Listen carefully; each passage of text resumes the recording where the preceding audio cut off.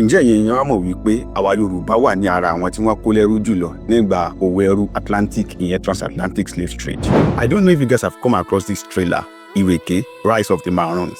I am thinking of the best way to deliver this, but I think with Yoruba it will reach my people better. Inú mi dùn nígbà tí mo rí trailer movie yìí.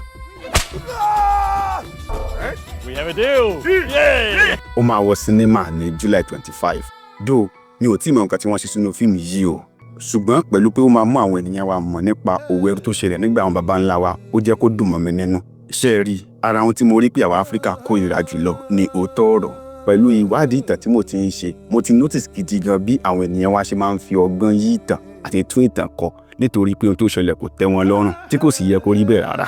Ó ní àwọn history wa kan tí a wà proud of, especially àwa Yorùbá. Ǹjẹ́ ẹ̀yin èèyàn á mọ̀ wípé àwa Yorùbá wà ní ara àwọn tí wọ́n kó lẹ́rú jùlọ nígbà òwò ẹrú Atlantic ìyẹn transatlantic slave trade. Tá a bá yọ àwọn Mbundu àti Congo kúrò tí wọ́n di Angola àti àwọn Congo countries kúrò lónìí, kò kàn sí tọ́ka sí pàtó báyìí ni, ṣùgbọ́n Yorùbá ló tó fẹ́ kù tí wọ́n kó lẹ́rú jùlọ ní Áfíríkà. Ibi tí mo wà ń lọ nìyí o, kò kí ṣe pé àwọn òyìnbó wà ní wá direct báyìí tí wọ́n máa mú wa tàbí tí wọ́n ń capture wa tí wọ́n ń jí wa gbé. Àwọn èèyàn wa náà ló ń kógun ja ara wọn fún ẹrú. Àwọn ló máa ń dí ara wọn gbé láti tà fún ẹrú.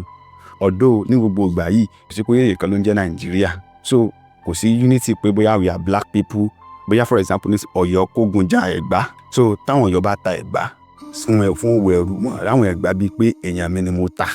Àwọn olórí wa náà dẹ̀ ni wọ́n gbádùn òwò ẹrú ṣíṣe nígbà yẹn torí àwọn owó tán rí níbi àti àwọn nǹkan mèremère. So wípé àwọn òyìnbó lágbára jù wá lọ́nà fi kó wa lẹ́rú, mi gbà pé òótọ́ ni fúlì torí pé kò ní sí ìjà púpọ̀ kan táwọn èèyàn wá jà wípé àwọn ò fẹ́ bí bísínẹ́sì náà ṣe rí sí tọ́dẹ̀ ń ṣe nígbà náà. Òótọ́ ni pé àwọn kan jà o, ṣùgbọ́n kì í ṣe pé ìjà yẹn lọ títí báyẹn. Mi ò tí mọ̀ bí wọ́n ṣe máa ṣe fíìmù Ìrèké yìí o, ṣùgbọ́n mo rọ àwọn ènìyàn pé ẹ jẹ́ ká wo fíìmù yìí, at least ó máa fún wa ní ìmọ̀ nípa ohun tó ṣẹlẹ̀ nígbà náà. So eléyìí máa jẹ́ kó yé àwọn èèyàn wa pé the importance of history ó high gan. Ó dẹ̀ máa jẹ́ ká mọ̀ wípé kì í ṣàkókò yìí nìkan làwọn nǹkan kan ti ń ṣẹlẹ̀ tí àwọn olórí wa sì fẹ́ràn kára wọn ju àwọn tí wọ́n ń ṣàkóso lé lórí lọ. Since tó jẹ́ yí pé history ni tí wọ́n máa ti wo fíìmù Ìrèké tán, mo máa mú fact wá fún yín yàtọ̀ sí fiction tí wọ́n ṣe nígbà náà.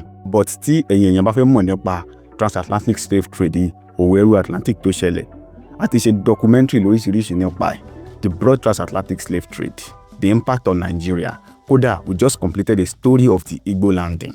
Àwọn 75 Igbo tí wọ́n dìídì kiri àwọn bomi, wọ́n drown ara wọn ní Georgia wípé ikú yá ju ẹ̀sìn ẹrú lọ. So ẹ check channel page wa lórí Ireke TV. Ẹ ṣé púpọ̀.